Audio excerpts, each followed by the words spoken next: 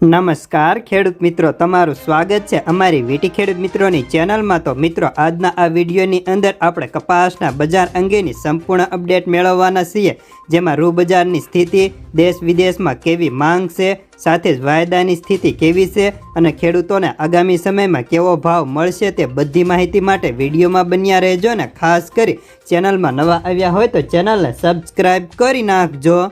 તો મિત્રો, સૌપ્રથમ કપાસ બજારની વાત કરીએ તો આજે રાજકોટ માર્કેટિંગ યાર્ડની અત્યારે હરાજીના કામકાજો સંપૂર્ણ રીતે પૂર્ણ થઈ ચૂક્યા હતા।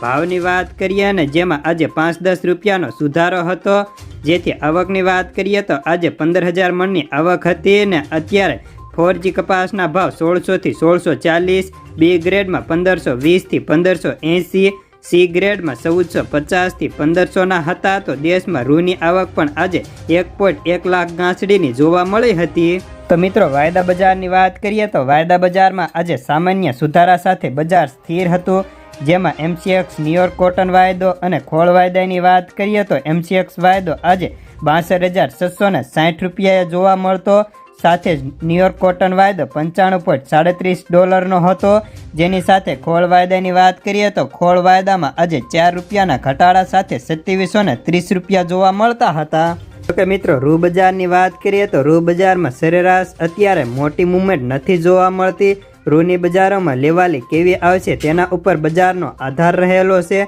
દેશમાં રૂની આવકો સારી થઈ રહી છે, પરંતુ હવે રૂ છેલ્લા તબક્કે ઘટાડો જોવા મળી રહ્યો છે ને આગામી દિવસોમાં રૂની બજારોમાં મિલોની લેવાલી કેવી આવે તેના ઉપર આખા બજારનો આધાર ટકેલો છે।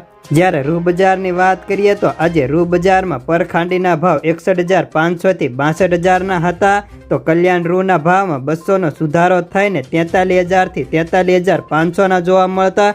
કોટન એસોસિએશન ઓફ ઇન્ડિયાના આંકડા મુજબ દેશમાં અત્યારે 222.82 લાખ ગાંસડીની આવક સંપૂર્ણ રીતે પૂર્ણ થઈ ચૂકી હતી અને CCIના ભાવ આજે 63,500 જોવા મળતા।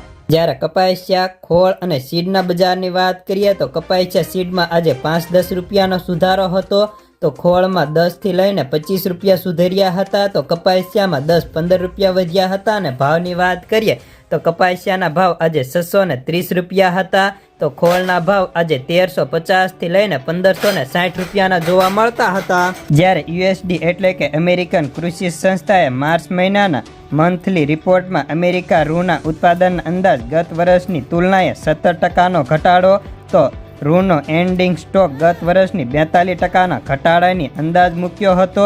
ઉપરાંત ચીનના રૂની આયાત ગત વર્ષની તુલનાએ 52% વધવાનો અંદાજ મૂક્યો હતો, જેથી હજી પણ આગામી સમયમાં કપાસના ભાવ વધવાના પૂરા સંજોગો બની રહ્યા છે, કારણ કે અમેરિકાની અંદર રૂ ઉત્પાદન ઘટાડો હતો, તે ઉપરાંત ચીનમાં 52% નિકાસ આયાત વધી છે, જેના કારણે ભાવ આગામી સમયમાં વધી પ્રતિ મણે 1700 થી 1800 જોવા મળવાની પૂરી શક્યતાઓ છે।